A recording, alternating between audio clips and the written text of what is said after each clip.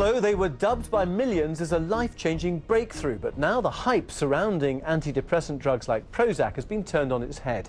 An international review of clinical trials has concluded the drugs are largely ineffective and doctors should instead prescribe more natural options like therapy and rest.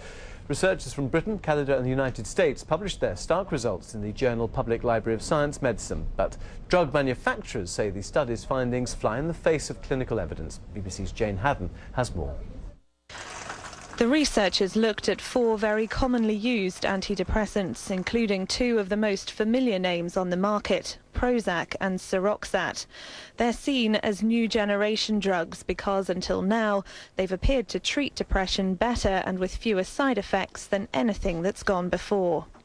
But researchers have been examining the results of previously unpublished clinical trials.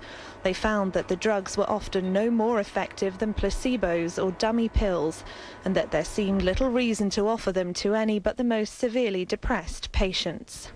I think it's a great shame and very distressing that now we seem to be maybe having to look at taking those away from people, and then what are we going to be able to offer? Because psychological therapies, yes, they are important, they've always been important, but there are not enough therapists around. The drug companies have strongly defended their products, saying the study is at odds with the experience of patients.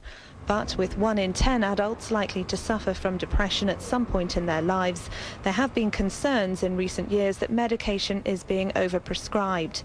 Britain, along with several other countries, is considering using so-called talking therapy to treat the condition, rather than seeing drugs as the only solution. Jane Haddon, BBC News.